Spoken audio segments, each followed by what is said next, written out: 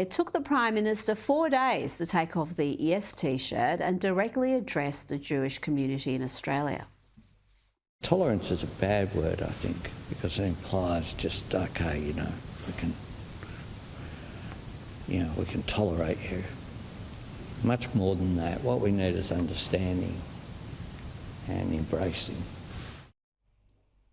The Albanese government's failings when it comes to Israel started well before Hamas's latest attack. Don't forget, the Albanese government decided to call Israeli settlements in Palestine illegal and refer to the West Bank and Gaza as occupied Palestinian territories. They dumped Jerusalem as Israel's capital and doubled funding for a questionable fund for Palestinians.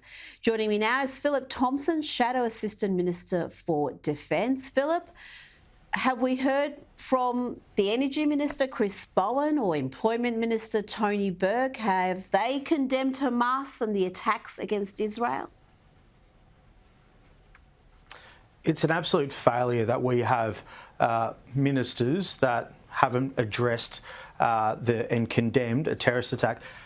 You know what, Rita, I don't think that's far enough. It's an absolute disgrace that we have leaders of this country not stand up and call out a terrorist attack. We've got Anthony Albanese too slow to act, not linking in with his ministry. They're out there gallivanting around the country. There has been an Australian killed. And we don't have the ministers, the leadership of Australia condemning this terrorist attack. It is an absolute disgrace, and they should hang their heads in shame, and they should get out of the big office in Canberra and get back out to listening to the people on the street. Why do you think there has been this response from some ministers, some MPs? Are they afraid of a backlash? Are they dependent on certain segments of the population for votes? I mean, what is motivating their behaviour? Well, I think firstly that they're cowards, and if you stand for nothing, you'll fall for everything. And if you can't even condemn a terrorist attack, what can you condemn? What will they stand up and fight against? If maybe just the Liberal Party.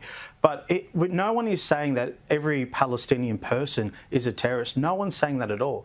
What we're saying is Hamas, which is a registered terrorist organisation that had bipartisan support, has committed an act of terror, have killed innocent people, innocent children, innocent women at a rave or at the dance or whether in the street.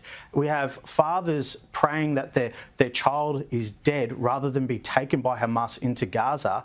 And we can't have members of parliament or the ministry or even really the Prime Minister come out with strong words or even form or get his National Security Committee to meet to discuss this. I don't know what their issue is. I don't know what their problem is, but I would say to them that they are acting like cowards and they need to stand up. You want to be a leader in this nation, this is the time to stand up.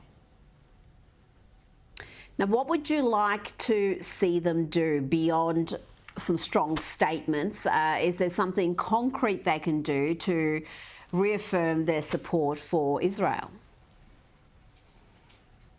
Well, we haven't seen any discussion or anything from the Prime Minister, any ministers around some of the disgraceful protests that have happened here in Australia, where we saw a group of people yelling out, "Gas the Jews." That is disgraceful. We haven't seen the Prime Minister call the Premier to stop these protests from happening.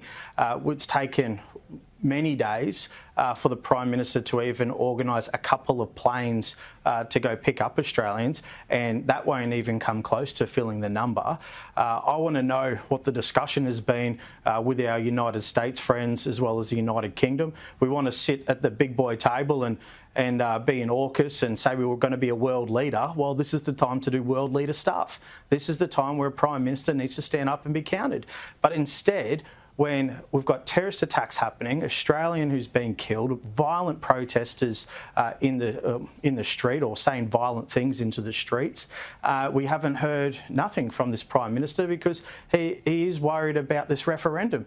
And I agree. The referendum is something that the Australian people are voting on now and until tomorrow, and every vote's important. But But you want to sit at the table, you want to be a world leader, show up, because right now, him and his ministry are failing. You mentioned the referendum. It's been a deeply divisive proposal. Where do we go from here? If the no vote prevails, what would you like to see happen next? Well, I think come the 15th, Australia is going to be divided and we're going to be a bruised nation. Regardless if the yes vote was to be successful, 52-48, or the no vote successful, 52-48, we are so divided and this Prime Minister has failed to bring us together as a nation. What we need to be doing is making sure that the regions, what happens on the ground, get local people solve local problems. Canberra doesn't, and that's why I would like to see local bodies on Palm Island, in Townsville, Yarrabah, Arakoon, Mount Isa, into the Torres Strait, because only local solutions will fix local problems, not some people sitting in Canberra. And we need to have rock solid policies that support our communities and support our people going forward, because right now all this Prime Minister is doing is dividing us. Philip Thompson, thanks for your time this evening. Thank you for having me.